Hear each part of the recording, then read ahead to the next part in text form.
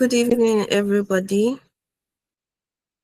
I am Ebine Favor, and I'll be your host for this showcase tonight. Sorry, moderator. Okay, welcome again to all our participants, all our fellows. It's been a pleasure. It's been an awesome time having to do this fellowship with you. Thank you so much for being amazing fellows. Thank you for always being up and doing. So this is our November showcase.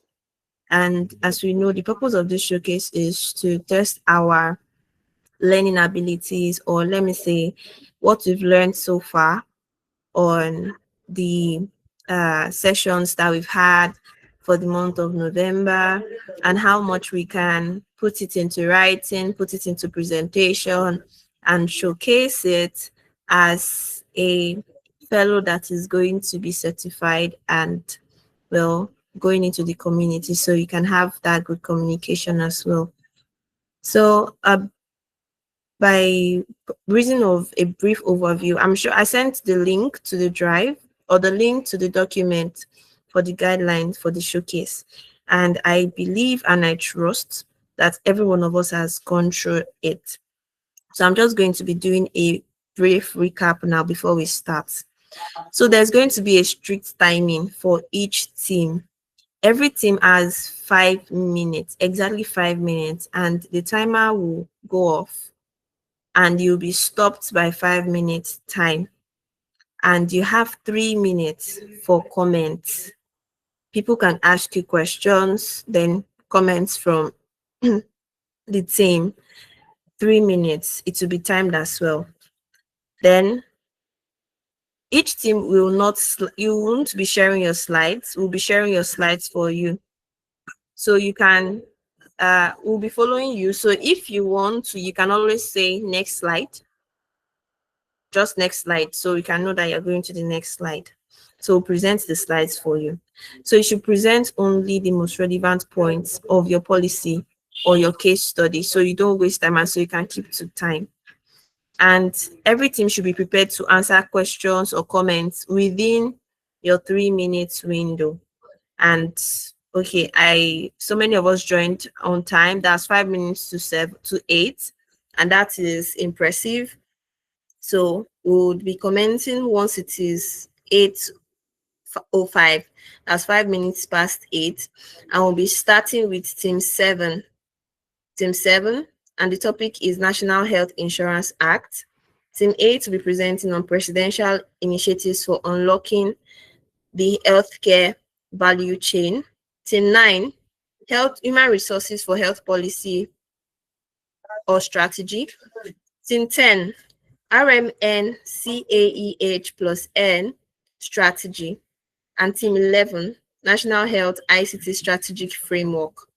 Then after that, that's by 8:42 on dot, we will be going to the case study presentation by 8:45 to 9:21. And by 9:21, so we have from 8:45 to 9:14, team 1 to team 4. 5 minutes each for presentation and 3 minutes for comments.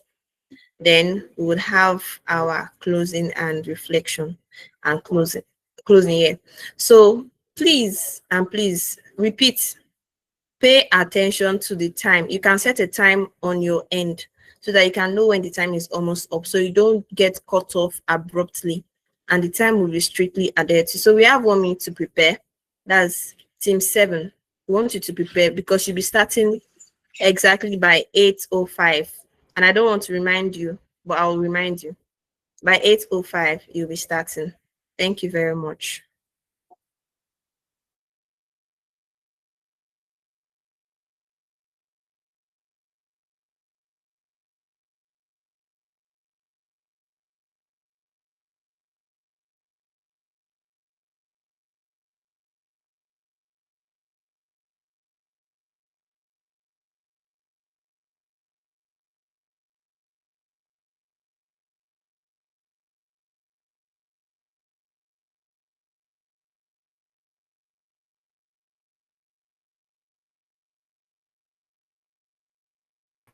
You can start now. Good evening. Can you all hear me? We can hear you.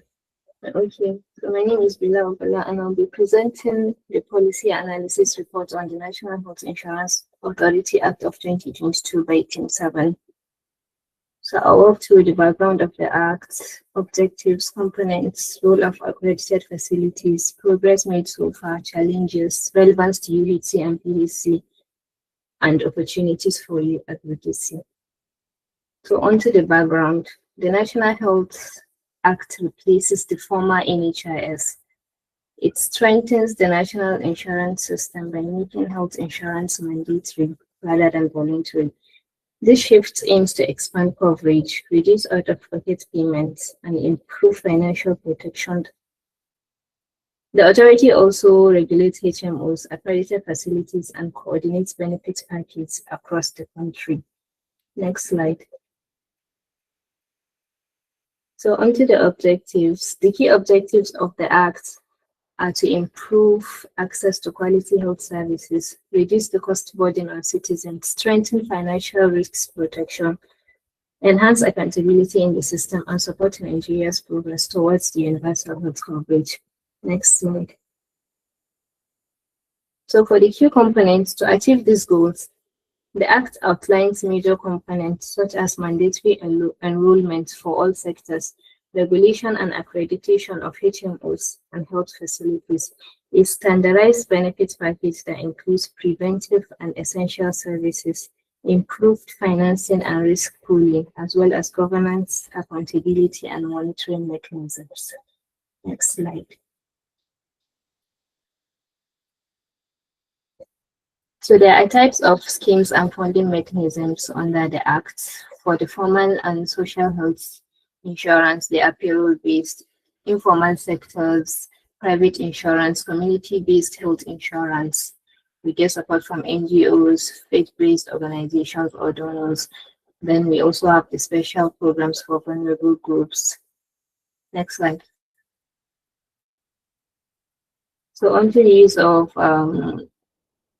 accredited health facilities. Accredited facilities are central to implementation. They must meet required standard before being included in the NHIE network. This ensures quality assurance, protects beneficiaries from unexpected costs, promotes continuity of care, and supports accountability through data reporting and compliance. Next slide.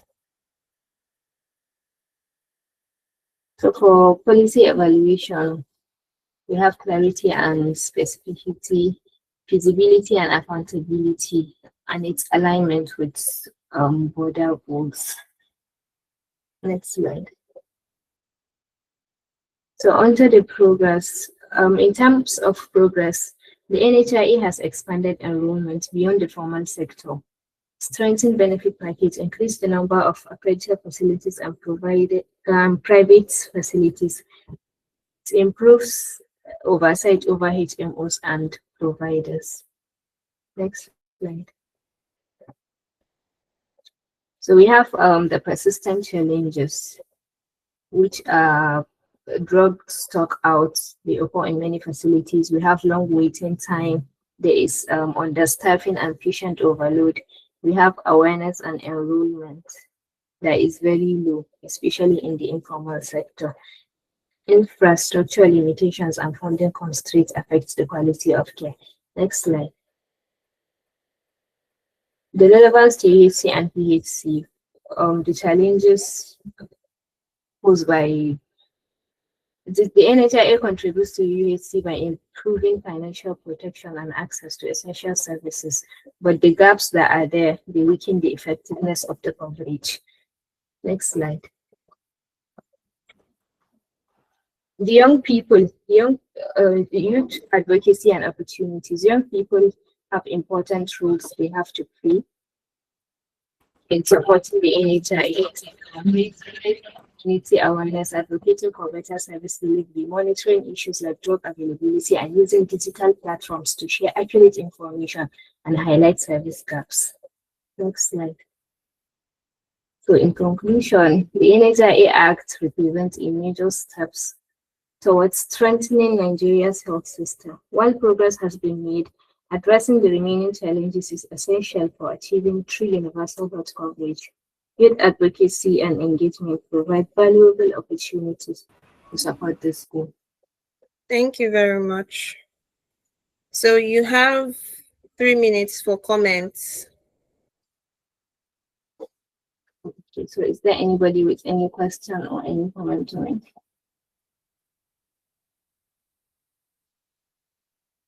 Yeah, I have a question for you. So I don't know if you can help us clarify some of the challenges in the implementation of mandatory health insurance in Nigeria. Please come again. Like the challenges affecting the implementation of mandatory health insurance in Nigeria. Okay.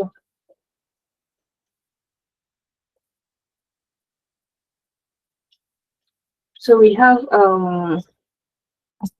low public awareness.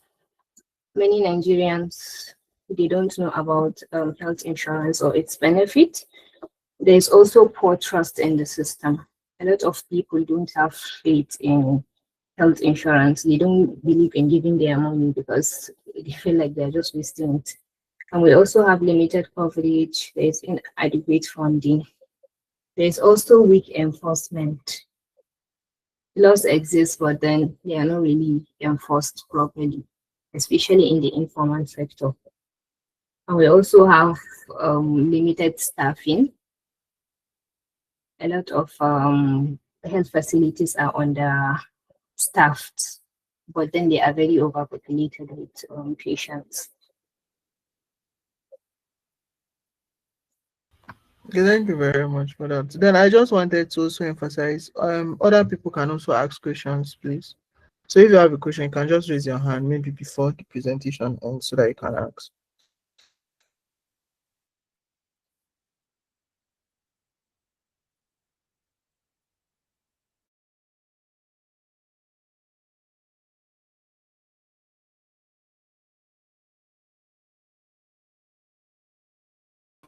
All right. In the absence of any other contribution, thank you, Team 7, for that amazing presentation.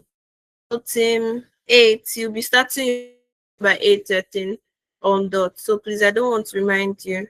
Thank you. You have 5 minutes.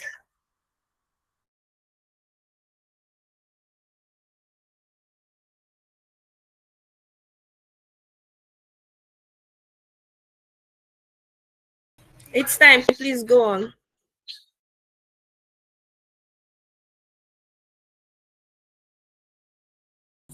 Okay, hello. Good evening, everyone.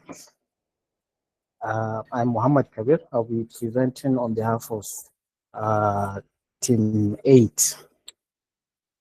So we're going to be discussing on the presidential initiatives for unlocking the healthcare value chain, TVAC. This is a very important initiative developed by the government of Nigeria in trying to address some of the pressing issues that we have related to availability and production of healthcare commodities in the country. So, and this is actually a response or as a consequence of the COVID-19 pandemic that happened where there is breakage in the global supply chain, and as we all know, Nigeria is an import-dependent country, especially when it comes to health commodities. Like almost over 70 to 80% of all the commodities that we use are actually imported. So this is a very important initiative that is meant to, develop the health sector in Nigeria, which in the process also it will drive economic growth, industrial expansion, and also improve population health outcomes. And this uh, policy, this policy is okay, as we said, the rationale for the policy is trying to, reposition Nigeria and also drive industrial growth, and also we are trying to, prevent losses that we have, especially billions of naira that we spend on medical tourism. So PBAC aims to reduce this capital flight and also support economic diversification, because as you know uh, develop the industries, you also develop and also create jobs for the people. Next slide. Okay, so the core pillars that for the PBAC is number one, trying to have local manufacturing of uh, the most needed, especially essential medical commodities and vaccines, because as you know, we have all these vaccines that we have, especially uh, after COVID-19, we have a lot of children that were not vaccinated because of this supply. So as a result, there are some of the children that are now, not completely vaccinated, because there are certain vaccines that has to be given at a certain period, let's say from the first day, 2 weeks. If not given for life, they will never get that immunity. So it's very important. We are looking at these critical commodities or drugs. Then also, we are trying to have medical devices and diagnostics that we use on a daily basis in the hospitals, and also modernization of supply chains and distribution networks. Because currently the supply chain and network is very, very bad. That's why we are having all these open drug markets where people just go and buy drugs. So, but when we modernize and regulate properly, we are trying to see, a well coordinated, well organized, and also a well uh, uh, regulated, supply chain.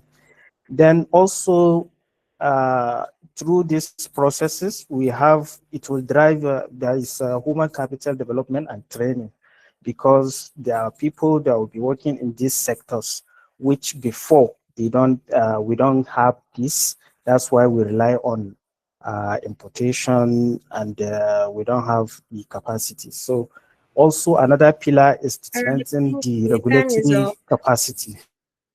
Next. Time is up. Thank you.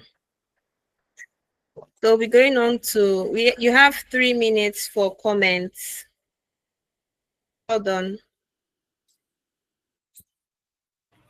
If you have any comments for him or questions for him, you have the floor now. Thank you.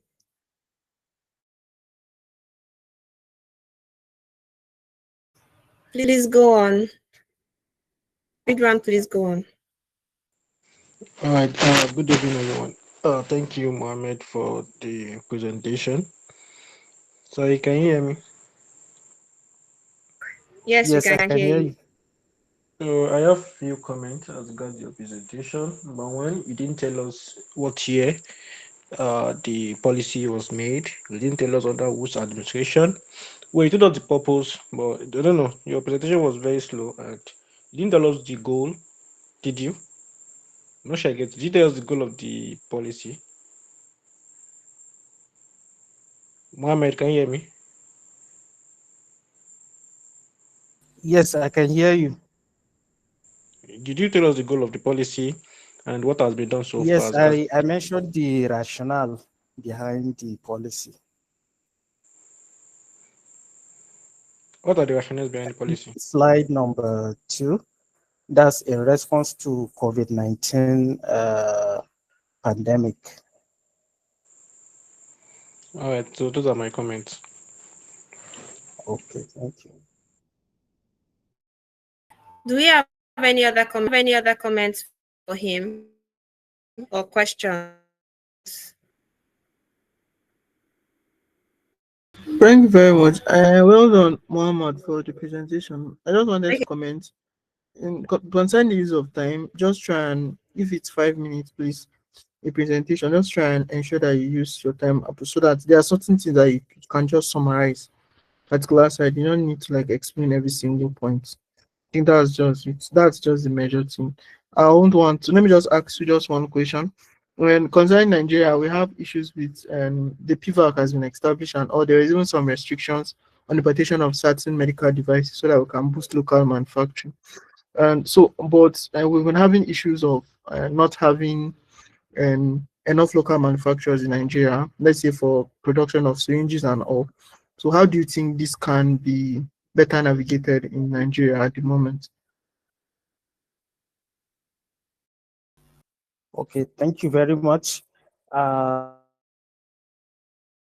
of the important things is to put on in place the infrastructures that will help in making these products available and subsidy from the government. Because right now, like, okay, before this time, normally you find out that when you are supplying a particular drug, say from India, so you will find out that if they are selling this price at 50 naira in Nigeria, you can import that drug at 30 naira here, while production here will take you, it will consume like production cost of up to 15 naira, because we don't have infrastructures like electricity, all these So it's time for packaging next. materials, even the raw No, it's materials. time for next.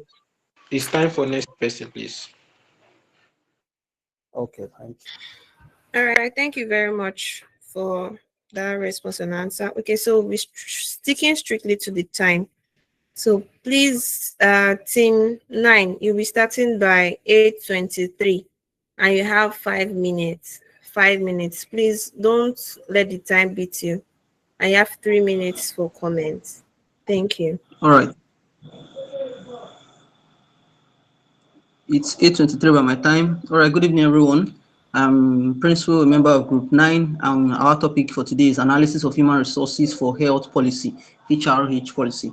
So the background of our study says that human resources for health policies and strategies are critical frameworks that guide the development, management, and deployment of the health workforce to achieve universal health coverage and improve health outcomes. The most prominent global health HRH policy framework is the Global Strategy on Human Resources for Health Workforce 2030, which was introduced in May 2016. And at the national level, the operations of human resources for health policies and strategies are led by the HRH units or departments within the National Ministries of Health, such as the one we have in the Ministry of Health Nigeria. So the objectives of this policy is the following. Number one, optimizing health workforce performance, quality, and impact, particularly when we're dealing with human life. Number two, aligning investment and current future population needs. Number three is building institutional capacity for effective governance. And four is strengthening data systems for monitoring and accountability. Now, the key thing to note is that the key components of this policy, and they include workforce shortages and distribution, education and training, working conditions and regulation and quality. So what are the actions that we can carry out in this health in HRH policies? And they include planning and governance, which includes successful HRH policies require intersectoral coordination among health, education, labor, and finance ministry. Now, you usually have long-term strategic plan, usually of 10 to 15 years that are usually aligned with the health system needs of a particular country. In case example, Nigeria. So this could include evidence-based workforce projections considering labor market dynamics. We all know the history of Japan syndrome right now, so you can see how effective the data monitoring can be able to predict our workforce projection. Another thing is investment priorities. Here, countries should focus on increasing domestic health financing, as HRH typically represent 33.6% of government health expenditures. Now, we could also invest in faculty and training infrastructure, what we refer to as the continued medical education in medical field. The other form of education or training infrastructure that may be provided to other healthcare staff to improve the quality of their work. Other things could include leveraging information communication technology for training and service delivery. You have heard of telemedicine and the importance of telemedicine. We've seen the case where someone in Saudi Arabia was able to carry out a surgery through telemedicine on a faraway country. Now, what are the progresses that have been made? They include evidence-based planning. Now, HRH policies at the federal state levels are increasingly evidence-based, allowing health managers to be better equipped with data for management of health workers. And other things could include improved data management system. This is very important. The country has implemented a national health information policy strategy with the Federal Ministry of Health, establishing the District Health Information Software 2, DHIS2, for routine health information management. Now, there could also be renewed commitment to the universal health care coverage. Now, this policy aligns with the renewed national commitment to achieve universal health coverage and the Sustainable Development Goals, ensuring HRH is recognized as a critical company. Remember that the deadline for HRH is at 2030. So some challenges could include inadequate funding, brain drain or migration, workforce shortages and imbalances. We know of the Japan syndrome, weak implementation and political will, and some of the relevance of this policy to universal health coverage and public health coverage could include availability and supply, accessibility and distribution, quality and performance. And to strengthen PHC, that is primary healthcare centers, it could include ensuring adequate workforce, improving service quality, and enhancing distribution of and equity. This is particularly important in our country where the primary healthcare center is seen as the first contact with health at different communities, at different community level. Now, some other youth advocacy opportunities that may occur in the application of this policy could include policy making processes where the youth and civil society organizations can participate directly in developing health policies and investment cases. Since the youth are most affected by some of the health challenges we face, so they all should be in the adequate position to sort of like dictate what policies should be made concerning their health. Advocacy and accountability. Youth-led civil societies could participate in monitoring how policies are implemented and holding government officials accountable for their commitments made. Youth organizing. This involves developing within a neighborhood a community or a base of young people committed to creating meaningful institutional change, while we have communities of practice where young professionals can form communities of practice to share knowledge, evidence, and resources that inform clinical and public health activities. So some suggestions, they could include digital accountability and transparency platforms, such as the policy tracker dashboards and Fix My Health facility, as well as geotagging apps. I have come to the end of my presentation, but I would also like to add that in addition to everything I've mentioned here, the HRH policies could in fact improve our standing with the SDGs that is going to be ending at this 2030, as well as increase our commitment in implementing universal health coverage, particularly in some communities that are totally disconnected from health facilities in Nigeria. Thank you very much. So questions, answers, questions and clarifications. Thank you very much. Thank you very much for that amazing presentation, even though you were putting us on some very speed run. But yes, you were able to finish very much on time. So you have 3 minutes, for question and answer. So if you have any comments, if you have any questions for him, if you have anything to say to his presentation, please go ahead. Yunusa Balarabe, please, you have the floor.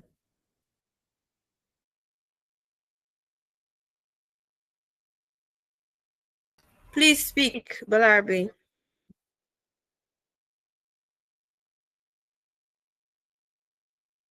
Please, does any other person have a comment for him or a question? Okay, thank you very much. I just had few comments before Unisa speaks. And thank you very much for the wonderful presentation. So there are some certain points that I wanted you to highlight. Now, the human resource for health policy, right? It's Nigeria. I wanted the focus to be more on Nigeria and focus on more on recent and policy developments in Nigeria. There is a national human resource strategic plan. I'm not sure if I heard anything like that, but the major one that was recently released was the national migration policy, and I'm not sure if I saw something like that.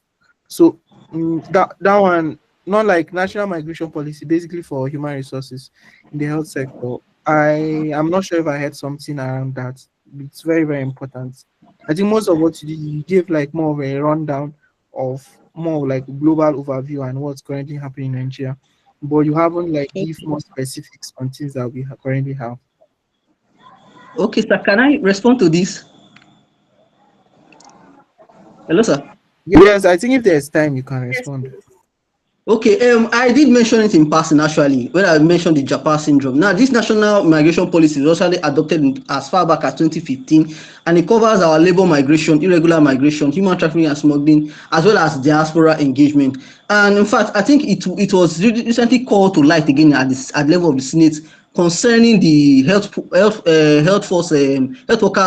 imbalance that was created by the Japan syndrome, that is the brain drain. Here, when Nigerians are traveling abroad for either work or school, and I think I read up the main goals of this national migration policy, and includes to protect the rights and well-being of migrants, Nigerians and non-Nigerians, to promote safe, orderly, and regular migration, and to reduce irregular migration. But the current happenings now, or current rumors that have been passing through the Senate, is that they want to modify parts of this policy to limit, or sort of like to mitigate, the brain drain that's actually occurring in the Nigerian medical or rather healthcare, let me say it, healthcare sector. Because I think the recent ratio they put currently now is one doctor to 10,000 patients, and I think for nurse it's supposed to be like 4.5 to think similar amount of patients. So the key focus right now in both our upper and lower houses is that it's concerning labor migration. So I don't know if I Thank don't know you if very I much. was able to. I hope Yeah, you've been thank you able to. very much. But I just Thank wanted to clarify something since this is recorded. It's the health workforce migration policy that I'm talking about is in 2020. I think last year, 2024, it was released. I'm not sure. 2023, 2024, it's recently. So I guess it was last year that it was released. So just take note of that. thank you very much. Team 10, you start now. You start now. Your time starts in the next 10 seconds. Thank you.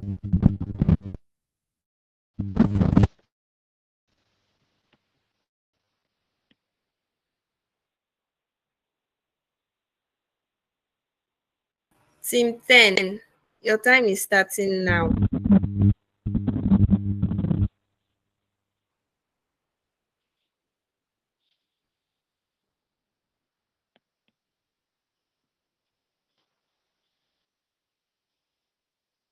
I can't hear you.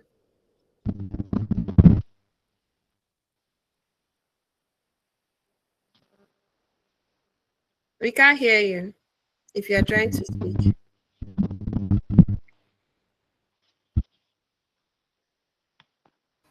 I think you should rectify your network or whatever it is that is not making us hear you, but we cannot hear you.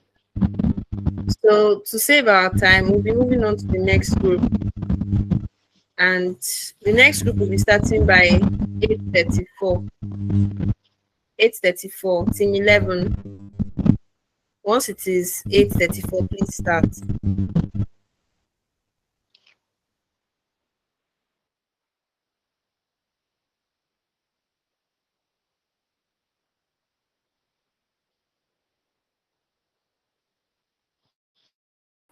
Team 10, please try to clarify your network. You can move to a different location.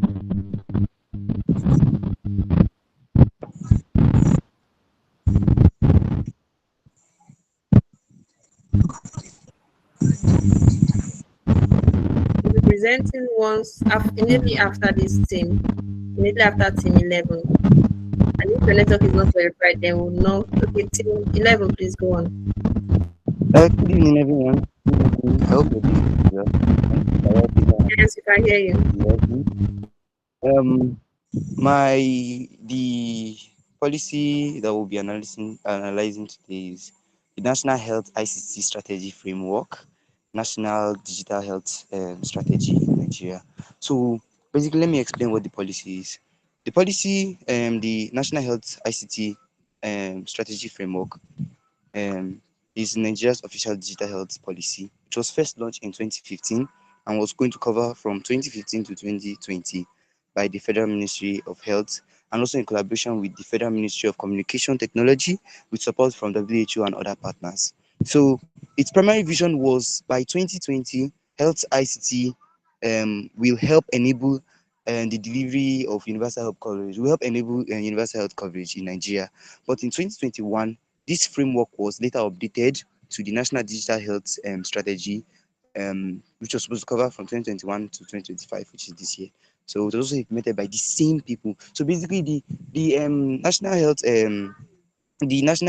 ICT Strategy Framework was just basically about trying to improve universal health coverage, health system in Nigeria with the use of ICT. So we all know that ICT has become like a very, very prevalent thing in Nigeria now. So that's what the government was trying. They were trying to utilize that skill, the fact that people are more connected to their phones now and to the internet, and see how that could help us. So next slide, please. Objectives. The objectives of the National Health ICT Strategy Framework. So the core objective or goals of the strategy are to leverage digital health in universal health coverage by strengthening system performance, just like what I've said. So the objective include building an integrated health network information architecture. So there was going to be like a database, the same way JAM has their own database, University has their own database. It's going to be like a database that will cover the whole of Nigeria, that will record everybody's health states, every single thing that related to health. Maybe they'll use the NIN, or there was a system they had. So that's what they were using. So the key components of the national health ICT strategy was infrastructural infrastructure and creativity, intra operatable health information system, digital system and application, government and policy, workforce development and initiatives. I just listed all these things, but those are please, back to the other slide. Okay, and thank you. So those are just the key components, the things that governed the national health ICT strategy framework, which is now the National Digital Health Strategy. So the next slide, please. So the progress of this present um, policy is that Nigeria developed a system, which is this it did not develop a system, they actually joined the system, is a district health information system too. It's like an open digital network where like other countries also use it to track the health information of citizens in the country. So they were able to implement it over 100 digital health initiatives, and the government recently established the National Digital Health Initiative Committee to unify digital health efforts and help coordinate it around Nigeria. So the next slide, please. Okay, so the key challenges were that most people were not really on their phones yet, because even my mom herself, she still asks me how to use WhatsApp sometimes. So most people were not really, really tech inclined.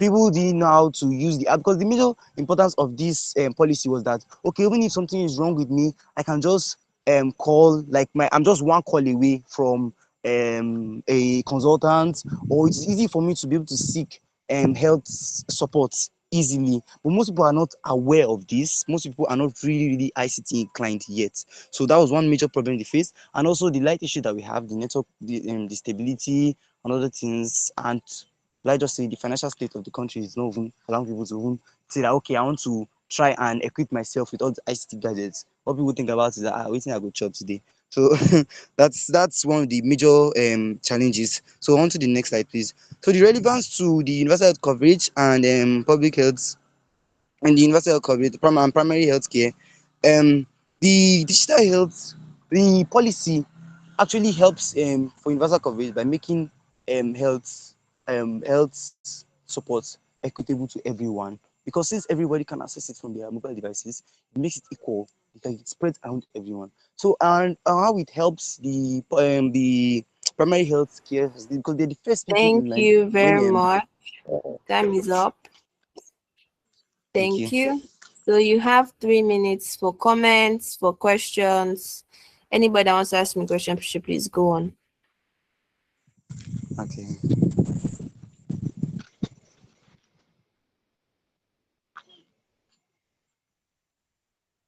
Any comments? Any questions? Please, let's ask now.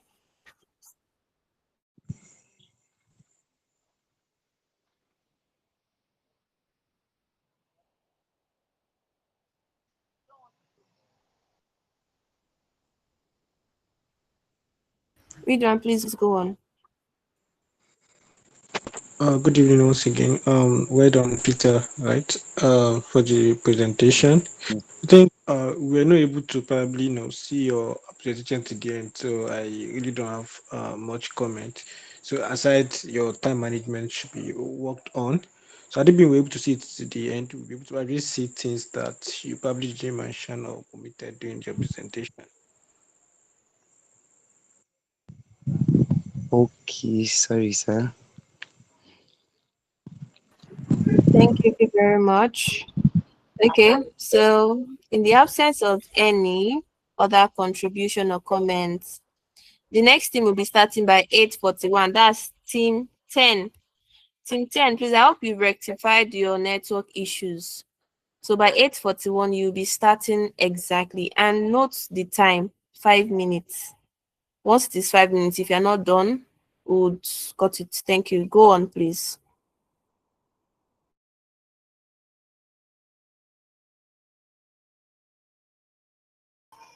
Team 10, your time is started though.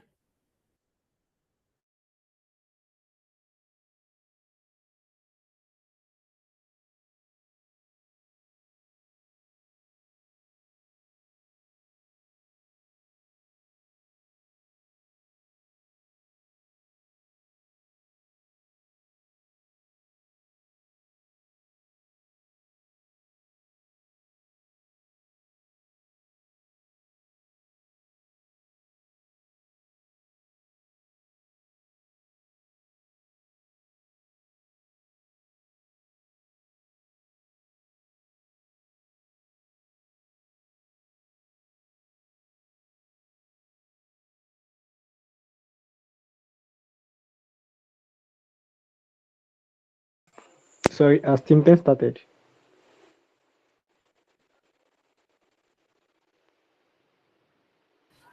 Okay, the team 10 has not started. I think we'll be moving on to the next team. And that's very unfortunate for Before you team. move on to the next team, if you Okay. can't see someone from team 10 by 8:43, I don't have any score for this particular presentation anymore. This is second All time we'll right. be waiting. Thank you very much.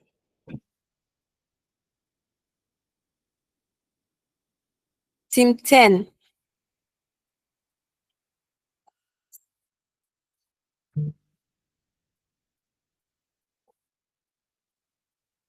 Okay. I do not. All right.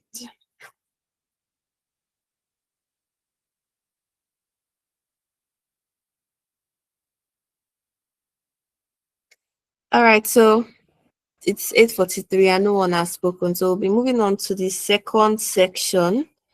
That's the case study presentation. And we'll be starting with team 1 for their case study by 8:45. And the same thing, you have 5 minutes to present. You have 3 minutes for comments. And we hope we're able to do this very well. And team 10. So okay, we're not using that team. Okay, we're not using the same team. But team 10, I really do not know your excuse, but I believe you would report yourselves on the group chat. So, but while we are going on, team 1, team 2, team 4, and team 5. That's the sequence. Team 1, team 2, team 4, and team 5. So please pay attention to who you'll be presenting after. So when it is your time, you won't be disappearing. So we'll be starting with team 1 once it is 8:45. You should go ahead. I don't need to remind you by 8:45. And you have 5 minutes. The timer will start once it is 8:45. Thank you.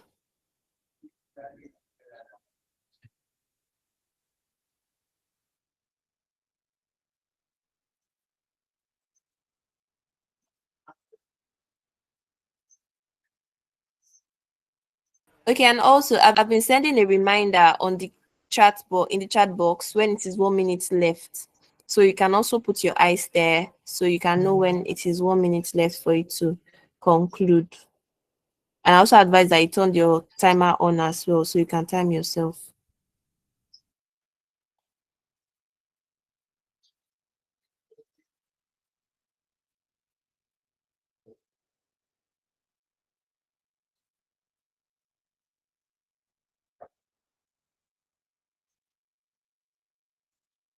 Good evening, everyone. Please confirm you can hear me. My name is Anu, presenting team 1 on the case study. So, case study, financing primary healthcare in Guadalajara local government area of Kano State. The focus is on improving fund management, local resource mobilization, and community accountability. The story is a very beautiful and interesting one of one Miss Amina. The key challenge in Gwale community was that it had delay fund release from the federal and state level, weak finance management, limited community involvement in fund tracking, high out of pocket, and low basic health provision fund utilization. Next slide, please. So the first task was to improve fund use and efficiency. So we're asked to bring 3 measures. Please, we are asked to bring 3 measures to strengthen financial management. The first one we said was automate fund flow, to adopt a digital financial tracking system that will link the state primary healthcare board with the local government health agency and the PAC, transparent disbursements, and regular audits, of course, regular audits to check. So 2 ways to build PAC managers' capacity. Of course, we said training workshops on budgeting, procurement, and financial reporting, peer learning networks, exchange best practices across PHCs and state primary healthcare board. The next slide, please. We're also asked to produce a 6-point short-term action plan. And if you can see the table, we have the action, people responsible, the cost, and the timeline. The first one there, we said financial management training for PHC heads. We said people responsible is the state primary healthcare board as well as the local government health agency. The cost 1.5 for 2 months. The second, deploy simple digital fund tracking tool, state primary healthcare board. The cost 2 million to run for 3 months. Quarterly fund audits and feedback meeting, the local government health authority and the world development community, put 500,000 naira ongoing. The fourth, public expenditure display boards, the primary healthcare centers are responsible, 300,000 naira to run for 1 month. Strengthen reporting templates, the state primary healthcare board, 200,000 naira to run for 1 month.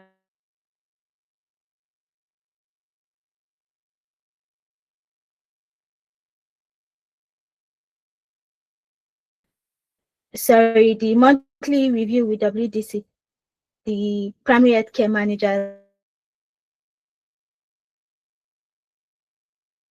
The task 2 was mobilizing local resources. So how do we make people involved? Community Health Support Fund, Kudin Kio Lafia, sorry, I'm not Hausa. Implementation, we said the voluntary 100 naira to 500 naira monthly community contribution managed by WBC. The potential revenue to raise 1 to 2 million annually. The sustainability to build ownership, ensure equity with people, because when people are involved, they feel like they own it. So the second one, we say public-private partnership. Public-private partnership implementation, partner local businesses for maintenance, generator foil or supplies in exchange for recognition or tax relief. In-kind support, they can also support by facility renovation, drugs and equipment. Sustainability, reduce government burdens, promote shared responsibility. At the end of this thing, our expected result is that to improve the primary healthcare provision utilization fund, reduce out of pocket of costs, increase functional PHCs, enhance transparency, and community ownership. Thank you. Thank you very much for keeping to time. We really appreciate that. So you have 1 minute extra. So, but we'll be using it for question and answer. So if you have any comment for her, if you have any question for her, please you can ask now.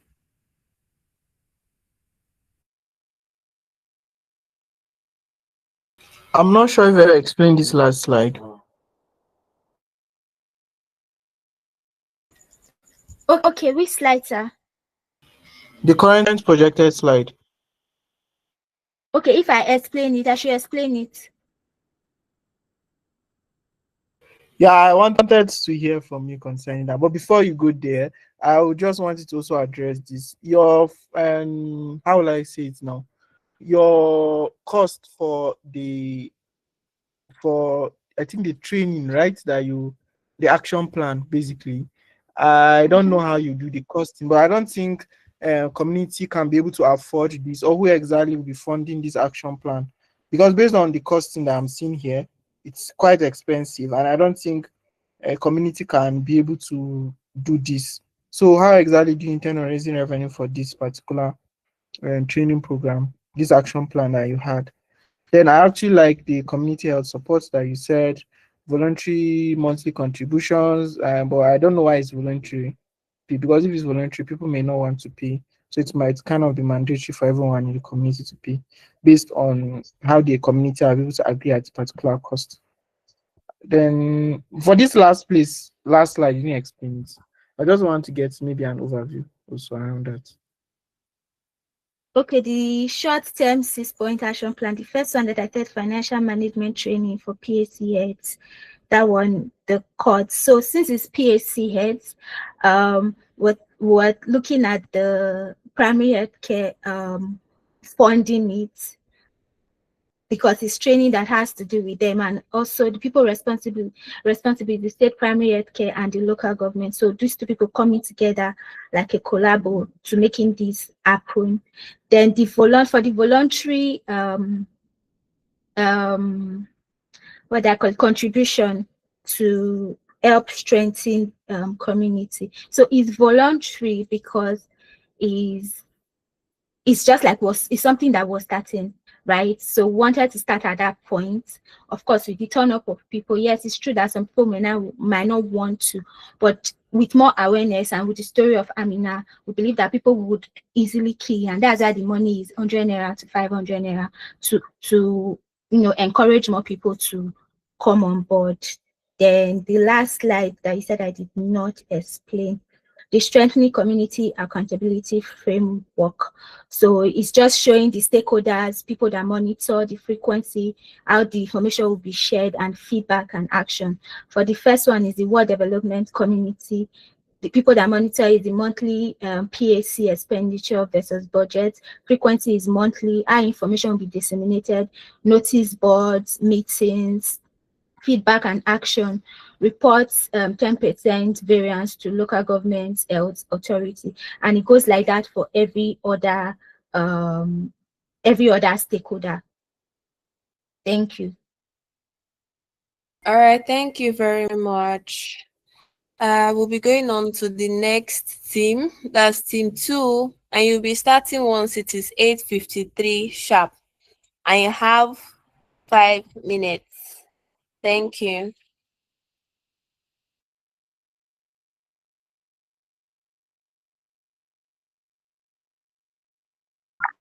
Yeah, good evening, everyone. My name is Olanipe Komatolu. I'm representing Team 2. And the case study before me is financing primary health care in Gwale local government area of Kano State. So our area of concentration is fund management, ways of mobilizing fund, and transparent accountability. So what the case study the story behind our work is the case of a poor Amina who went to hospital immediately for child delivery, but unfortunately there was a delays of fund, and which caused a difficulty in attending to her. Next like Okay. So due to this, so in order to prevent further occurrence, my team and I we come up with 3 practical ways of financial management in Gwali local government area. And the first one, we said we introduce a simple ledger such as this SVL based or mobile app for PHC and local government health authority to record for fund inflow and outflow.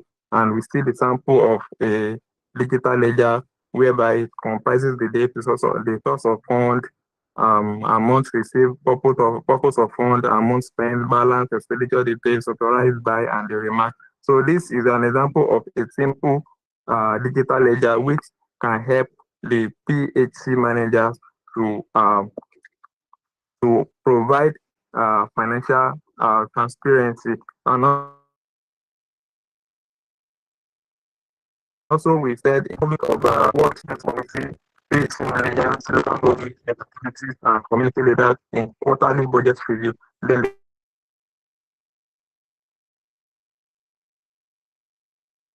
one is link fund release to timely financial reporting and service delivery indicator, which indicates that anytime the fund is released, they should act on it fast. Next slide. So, see the two ways that we can build capacity management, PHC managers for better financing and reporting. Slide. Next slide. Hello, can you hear me? Hello, can you hear me? Hello, can you hear me? We can hear you loud and We clear. can hear Continue. you. Next slide, next slide, next slide. Next slide, next slide. Next slide. I think he's having issue with his network. Next slide. He's not probably seeing the next slide being moved. Matthew, the slide is moving. Can you see it? I can't see the slide, but let me use my own here. So, for the two ways to build primary healthcare manager capacity, first one, we have to have the capacity building, that is, we have to provide easy use digital financial tools for and templates for PhD needs, reducing complaints forward. So we also have PLN, that is PHC managers from cities. They could come down to this local area to educate their fellow PhD managers in the grassroots area so that they can also catch up. So we have these short-term plans which can be managed under 4 months, and we have the actions, responsibility, estimated cost, and the timeline. So this showcase the short-term action, which is training PhD manager on financial reporting, and we have the responsible for it by the local government authority and state PhD board.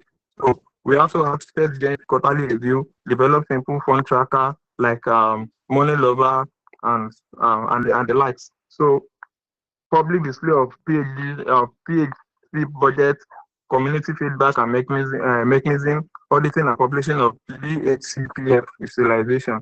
So mobilization of local resources. So we come to realize that okay, if there's a delay in the PHC BHCPF fund, there's a way we can mobilize fund locally, which is community health support fund, which is voluntary donation of 500 naira to 1,000 naira per household. This is per household, not individual. So this can make us to this can make Gwale community to prepare themselves in case of any emergency, so that there will be money in the pot for the PHC. And also raising special donation on annual community days, where we are in these Gwale community days. We most community have these annual days annually. So during this time, they can raise a special donations on this day, and this should be for the allies, the politicians that were invited, the invited guests to make the donations for the for Gwale PhD. So here we see the picture of the community support leader and a business partner scheme who wants to partner with the PhD. And also we have the accountability, strengthening community accountability. So we have the Thank duties of you very the much. Thank you very much for that wonderful presentation. So we'll be moving to the comment session, comment and questions. Yes. So if you have any questions for him or any comments, you have the floor now.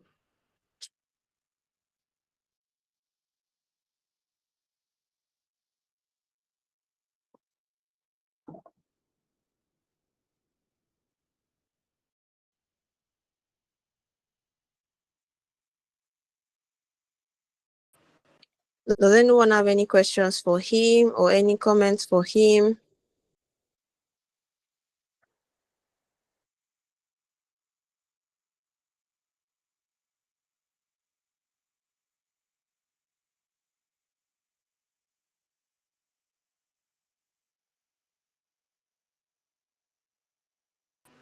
All right. In the absence of any, team 4,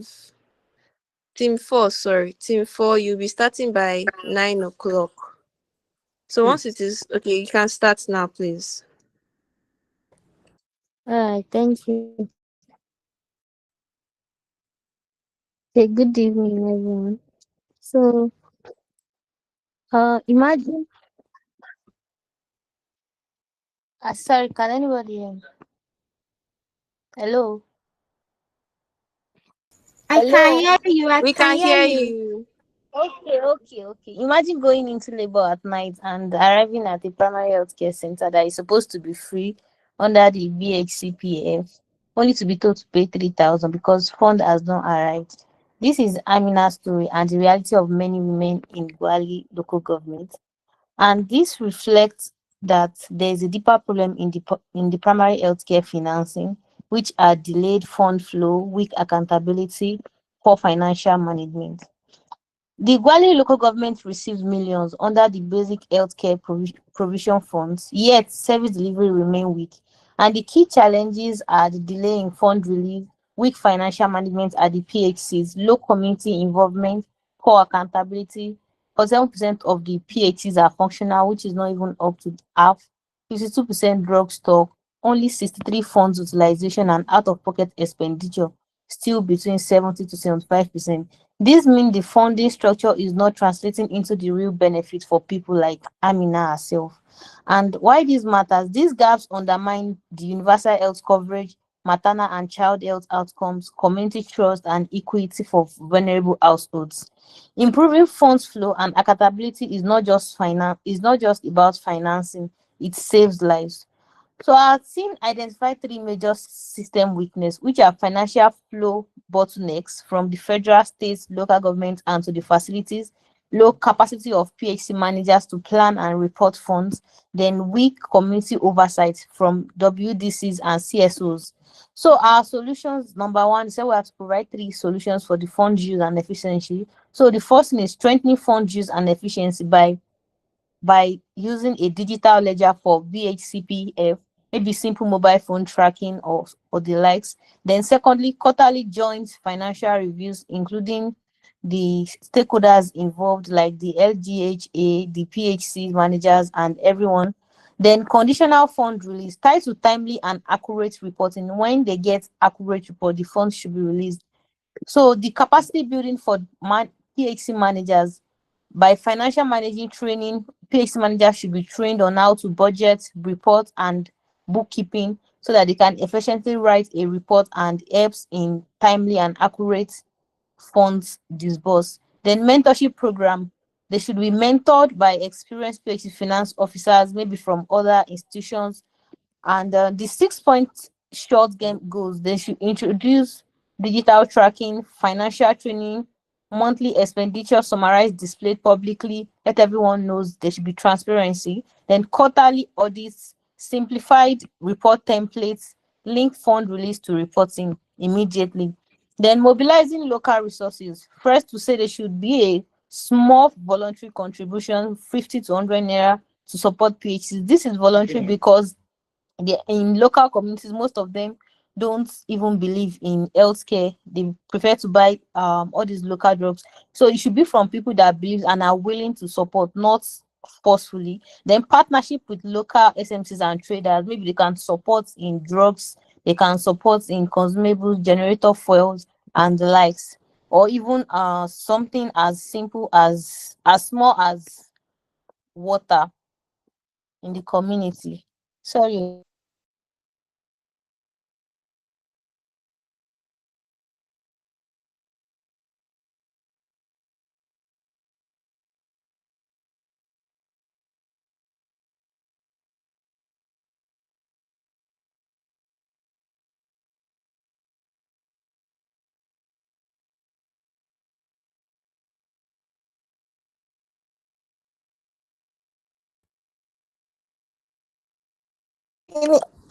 I'm so sorry. My network went off, then the call dropped.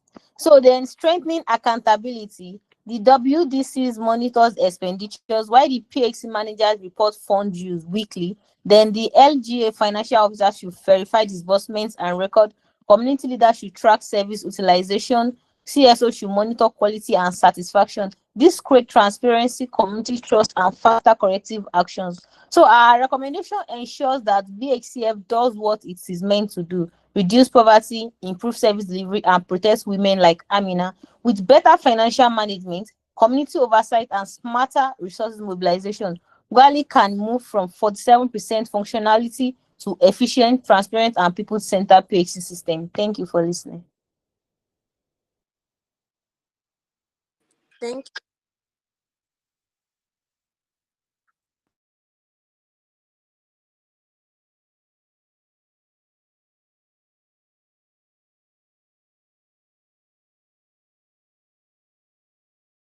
Please, I can't hear anything. Sorry, I forgot to unmute I said you have 3 minutes now. She has 3 minutes. Thank you for the amazing presentation.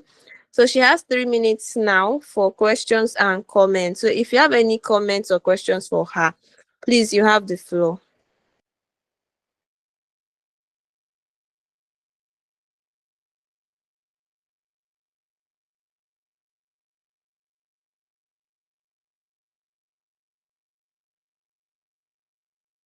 There was supposed to be a question. I don't know why nobody's asking questions.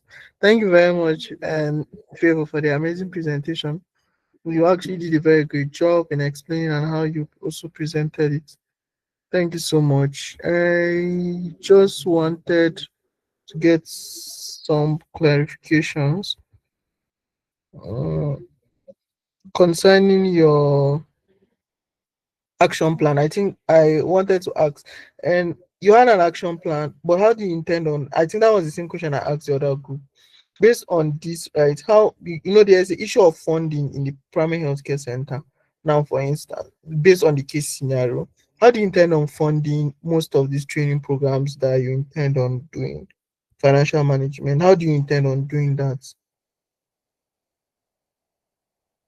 Sorry, I said the training of the PHC managers should be from people that are more learned and knows more about it. So to the other people, so it can either be digital, so that it will not cost them too much money to come down to the PXs or gather them, or to provide incentives while the training is on, so it can just be a virtual class while all of them join, just like this, using a Zoom or the likes, just to train them. All right, thank you very much. All right. Thank you for that amazing presentation again. So the next team 5, you'll be starting by 9:08. Okay, you have the floor now. 5 minutes. Thank you. All right, thank you. Good evening, everyone. So I will just go straight to the introduction. I'll start by saying that primary healthcare is the foundation of Nigerian's health system, but it remains underfunded, and the basic healthcare provision, which is the BHCPS, was introduced to strengthen PHC and improve transparency, and also ensure direct facility financing. So Amina's story highlights the real life challenges within the system. There's issue of delay funding, stock out of commodities, and also high out of pocket spending. In Wale LG, only 7 out of 15 primary healthcare centers are functional, revealing major gap of inefficiency, ineffectiveness of service delivery. So looking at Amina's case, Amina was asked to pay 3,000 naira for delivery for delivery supplies, despite her BHCPS being her PHC being BHCPS funded facility. This occurred because funds have not yet been reached to the facility. Delay existed from the federal to the state and also local government. Previous funds were used for drugs, generator repair, and what have you.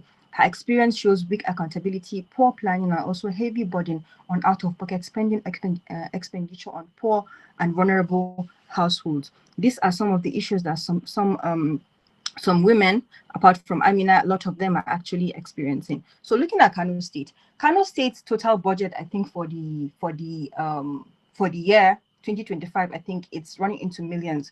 But when you break it down by the number of LGAs in Kano State, and then you break it down back to Gwale, you realize that each citizen living in Gwale would only have nothing less than from 300, 600 naira, which cannot even buy you paracetamol. So some of those critical issues that we were able to analyze were delay in BHCPF funding release. In fact, there is the budget is insufficient because they have to be increased in budget to be able to tackle all of these issues. There's also issue of weak PHC financing management, poor bookkeeping, low community involvement in funding, and extreme out-of-pocket spending, and also chronic shortage of staffs. Looking at this shortage of staffs, you realize that in most of these facilities, they are only environmentalists. They don't have nurses and other staffs that will be able to tackle issue of maternal mortality. So these environmentalists are the ones that, receive delivery, and it is completely not professional. So they do have issues with some shortage of staffs. Then I would go to slide number 5, which has to do with the context of PHC. No, I would rather skip that. Then I would go to slide number 7, which has to do with improving funding use and efficiency. Okay, so they should be they should conduct monthly joint financing review meetings involving LGA, PHC, and also WDCs can improve transparency, strengthen record keeping, also build capacity where needed, and also mentorship for the staffs and also the PHC managers. I would like to add up here by saying that most of these WDCs are all old people. You will not go there and see people that are 30 or below 30. So I've realized that if there will be youth engagement in WDCs, then there will be transparency, and they'll be able to advocate for a lot of these things. This same issue was being replicated into the WADA, and a model was being used. They came up with a strategy to solicit for funding from philanthropists. I think a battalion that lives in Tudunwada was able to supply a facility with ambulance, a brand new ambulance. They actually renovated a whole floor, and I think they had to provide them with beds and so. So if Gwale can be able to replicate the same model, I think there will be a lot of hands on deck to be able to crash all these issues of insufficient funding and a whole lot of things. So I would go to slide number 10, which has to do with mobilizing local resources. So I think I spoke a little bit about that, but there's need for diversifying revenue sources, reducing dependency on BHCPF alone, and strengthening partnership with community members and philanthropics also, and also encouraging community ownership and improves accountability and facility performances. Like in these LGAs, there are a lot of all these miners, just Chinese people that mine in those LGAs. They need to be brought to board so that they can pay their dues for their what do you call it, social responsibilities, their corporate social responsibilities. They know of it, but we have to remind them. So if we go to them, we talk to them, they would definitely try to find a way to give back to the community. I think that's another strategy for community mobilization. So let's go to feedback channel. We're proposing that there should be a suggestion box at the PHC. Monthly town hall meetings should also be led by WDC, public notice board, and also community radio programs. I would like to add up that there should be this community redress mechanism. There should be a team for it so that they would be the intersector between the PHCs and also the community members. If they have any grievance, they would be able to tell them, and then they should be able to, find a way to mitigate it. And also, to conclude this, I would like to say that by financing bottlenecks significantly weakens PHC performance and increases the budget on households, and also improve funding flow, mobilization resources, and strengthening community accountability are very crucial.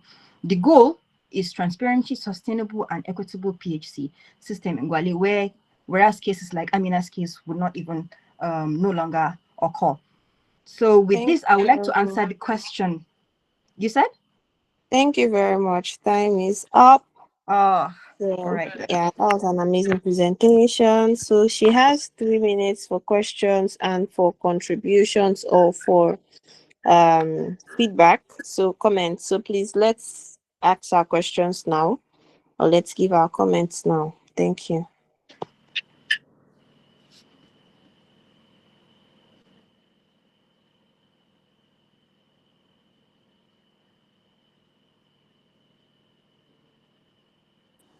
If you have any questions for team 5, please ask now. Or maybe I can answer Ogari Ridwan's question, the same question he was asking each group. Okay, go on. Okay, so how those WDCs can be able to, mobilize funding for their meetings, right? At the moment, Lafia Project, Kano, and UNICEF, and also I think the program manager of State Primary Healthcare, he's directly responsible for WDCs. And in fact, right in front of me, he has told them that whenever they are carrying out activities, they can let him know. If the primary healthcare doesn't have funding to support them, he will solicit from UNICEF and also Lafia. Lafia are always ready to support anything WDC. So I think they are covered when it comes to that.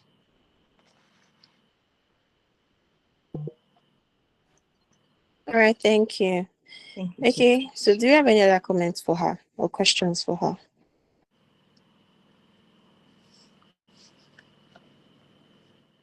Okay, so we've come to the end of the presentations. The other group that were not okay, Ibrahim, please speak. You didn't call group 6, ma. Did you submit your presentation slides? I'm not sure if the group leader submitted. Are you in group 6? Yes, ma. Well, I don't know. The presentation wasn't gotten, so there's no way we Can we can share it now? call. Huh? Can I drop it in the chat now, ma, or can I present? Joshua, please. Over to you.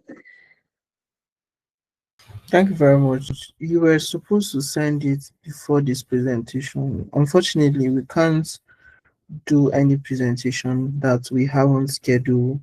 If you would have submitted it, then we can then present it, but it's not part of our schedule at the moment, so we can't add any presentation.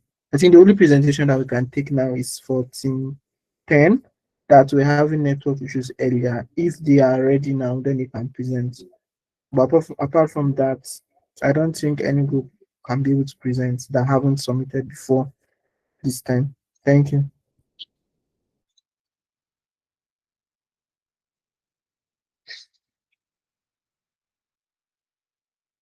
All right, so thank you, Joshua. Group 10, are you on the call? I think you had 3 chances. Group 10, are you on the call? Okay, Joshua, the group is not on the call, so please let's proceed. I think we've taken all the presentations that we have scheduled, so please, over to you, sir. Thank you very much for everyone, and thank you so much all for your presentations.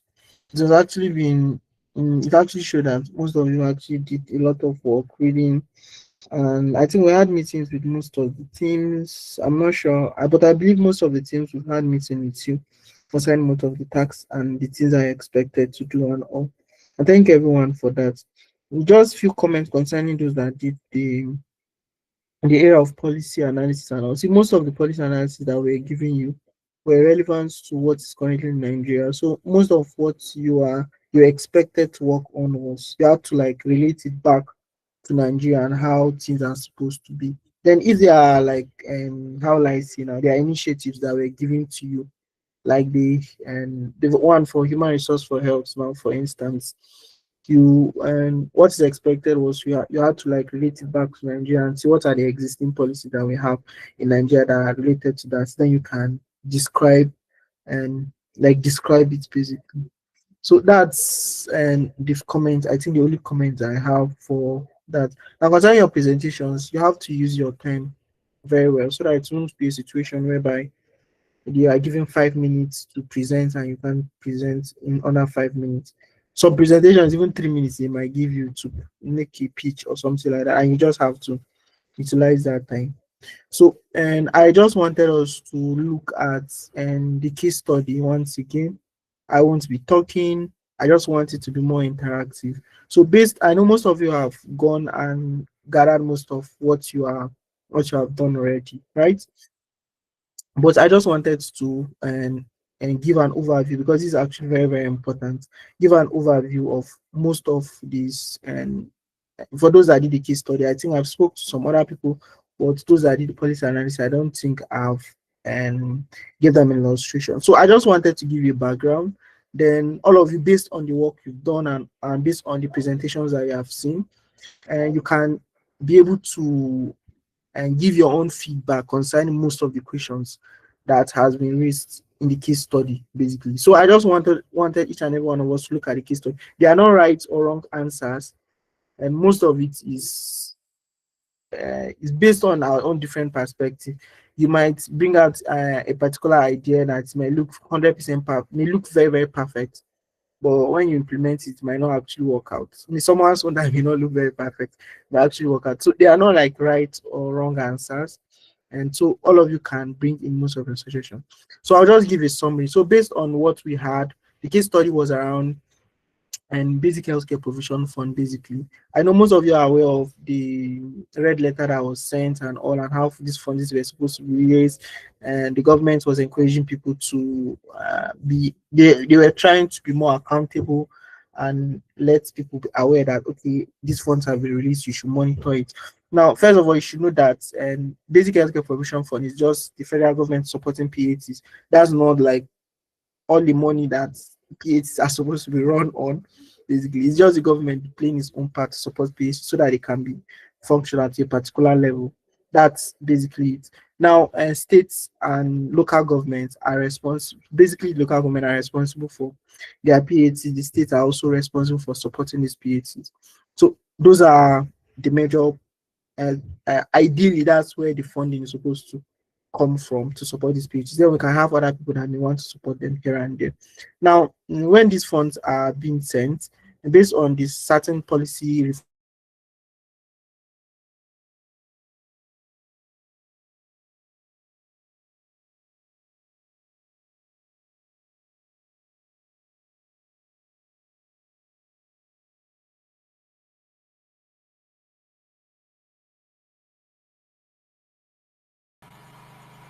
Is it just me or you've not talking again?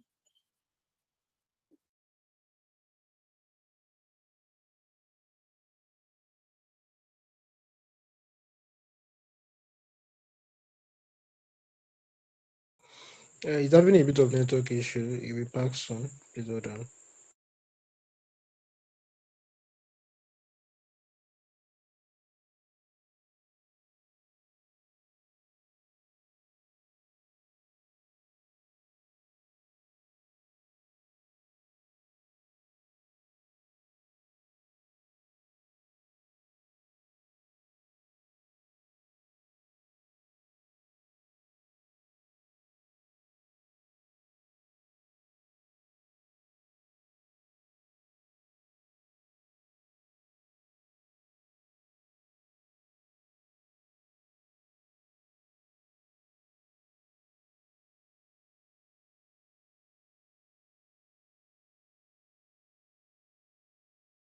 please apologies about the network glitch that just happened just now. So as I was saying, I don't know if you can hear me now. Okay, thank you very Yes, much. Okay, thank you very much. So as I said, it's supposed to come down to State Primary Healthcare Development Board. I think we have already addressed the issue of State Primary Healthcare Development Board in the previous case study and basic case study upon the analysis that we've done, how they were supposed to be established in every state. So from then, that's when you go to local government health authorities, then they will be dispersed because local governments can have a lot of PHCs. It's not like say one PHCs per local government. No, it's per ward. So it's based on the number of wards. In Nigeria, I think we have 8,000. I'm not sure, but I think around 8,000. So that's how the arrangement was supposed to be, how the fund was supposed to be flow. But we have issues. The government, based on the policy reform, we are supposed to have what development committees. And I was excited when and and Azira stated about the issues that we're having. You two are not basically involved in that aspect. And with that, the accountability doesn't actually work so well.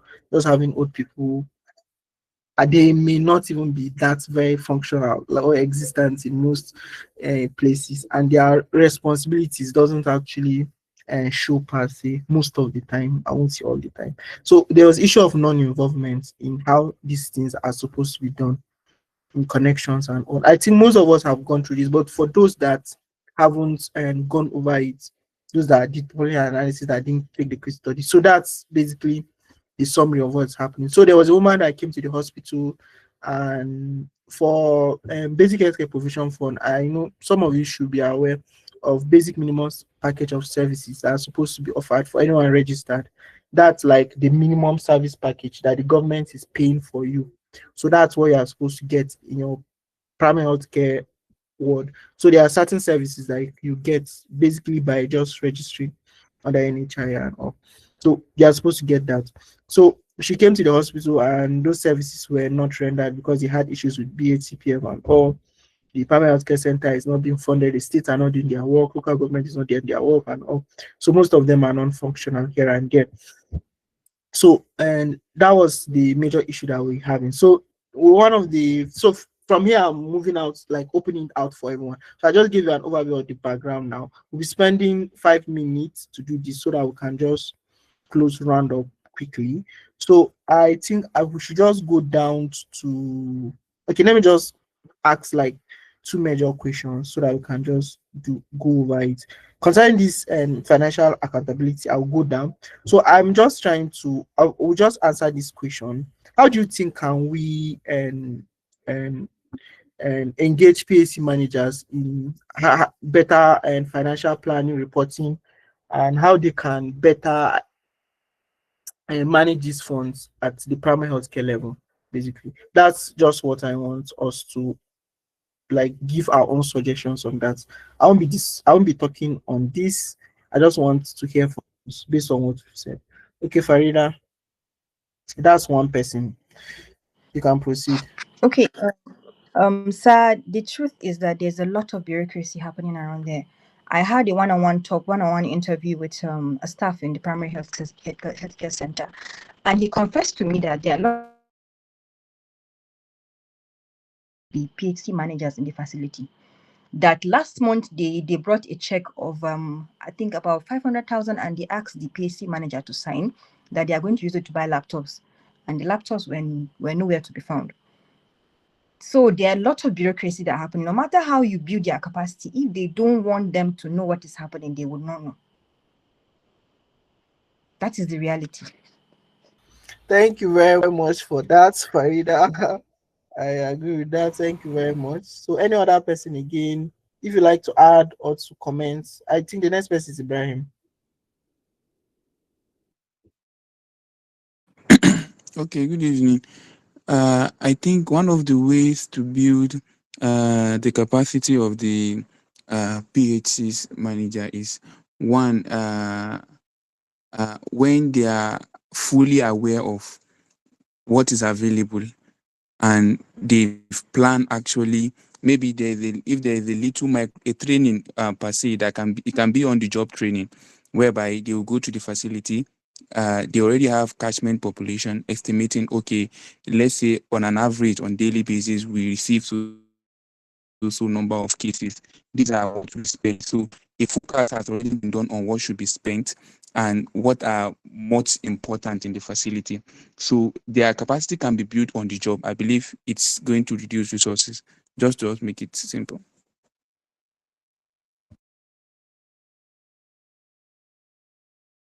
Thank you very much. And I think you'll be the next person before we move on to the last question. Okay, thank you very much. I want to strongly agree with Farida because I think the only way is to put camera on their body. But that aside, if I believe that if there is like an accountability medium, it will up, right? Apart from training them, if there's like a routine checkup, because most problem we face in Nigeria is that if we mistakenly implement something, we just leave it and just dump it and it just goes till the next time again. So there is no that follow up and stuff. So I feel like if there is, after the training, they know that okay, after like say a month, they will be asked about stuff that they are trained on and all. That might help. It might not help, like the result might not be 100% or even 50% at first, but little that way with consistency, I feel like we'll be able to build their capacities. Thank you. Thank you very much. So please, sorry, Olani Peki, we'll just go to the next question. If you can just help us answer. So concerning the measures of of strengthening accountability. I would like us to start from the, how will I say, from at across all levels. Let me just do it across all levels. So if you can be able to address across all levels, how can we be able to ensure accountability at all levels so that these monies won't be diverted to something else, or this money can actually flow from where it is down to the grassroots?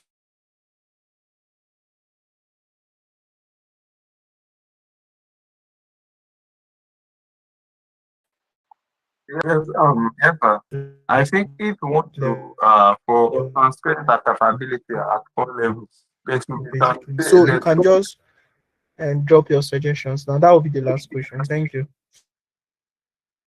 all right. In my own opinion, I think that if we want to ensure transparency in all levels, there should be a open health budget that everybody in the sector at all levels can have access to the amount allocated to each health facility and the amount spent. And when they were having this quarterly meeting, everything should be reviewed, including what they spent.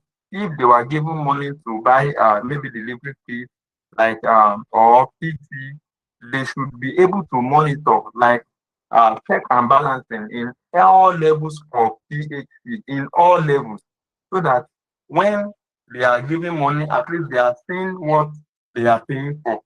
Thank you, sir. In my own suggestion, sir. Thank you very much. Next person is and Farida, then Ebiolua, then Messi. Let's just go in that order. That will be the last question answers. Okay, in my own opinion, it can be done in two different ways. The first one has to be a strategic advocacy using real and vivid data, so that the stakeholders involved from the federal, state, and local will know that, okay, we know what we are doing and we actually are following this.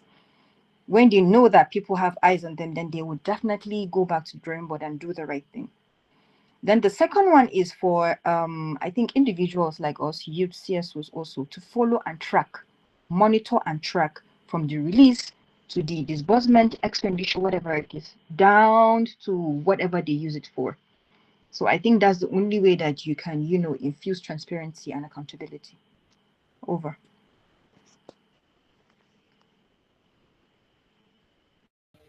Next person, please. I don't need to call your name. Levi. Okay, thank you very much. I'll just be brief now. So I, for one, would believe that the best person for this job is going to be the community. And I've seen in several cases where if the community are fed with the right information and knowledge concerning the project or a task that is happening right in their storefront or in their locality, they will do the implementation very well. So the community can be the watchdog, the watchdog, the watchman for these funds. Let's say every month that the said amount is uh, gets to the primary health care, and the community is also abreast with the amount or whatever is coming in, they can now hold these people accountable. And it's always going to be like a game of majority against the minority. At some point, they will overwhelm whoever is there in managing the PHC or wherever the challenge may be coming from.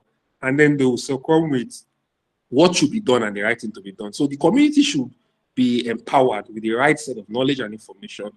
And that might just come up nice. Thank you. Thank you very much. Next person, Messi. That's the All right, last. good evening, everyone. So, my own comment on so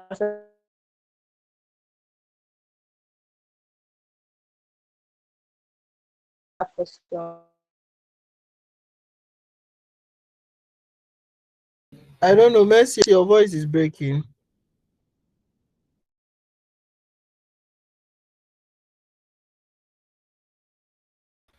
We can't hear you, Messi.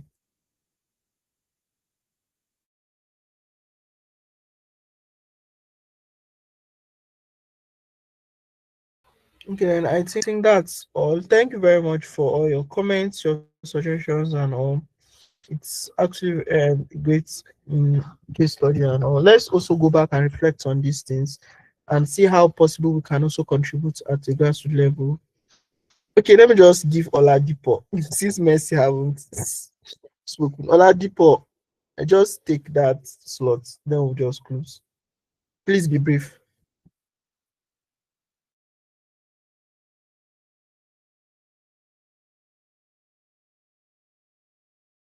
Sorry, my network went off. Can you hear me? Yes, we can hear you now.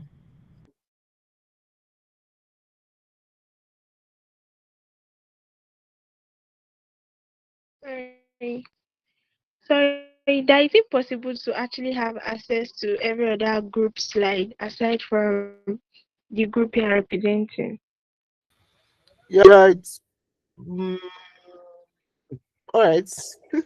That depends on if the group are willing to give you, but I think it's or everyone can actually go right over all these slides. I think that's okay. You can go over it. It's just that you can't make adjustments or anything, but you'll be able to go over it. I think after the presentation, that can be given for you to see what other people have also drafted out. So that's fine. Thank you very much, Oladipo. So we've come to the end of today's presentation. I think there are a few announcements. That's read one. I don't know if you can, if you are here.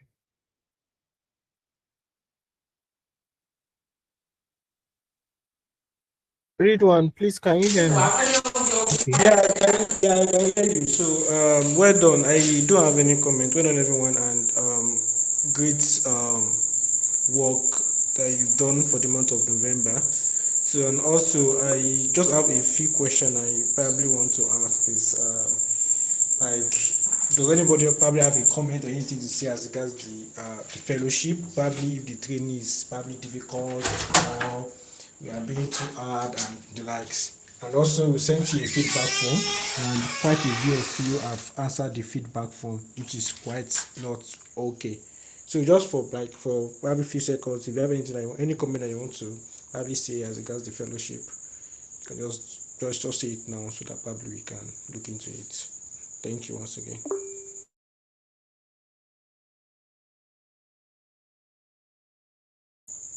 All right, and Okay, mine.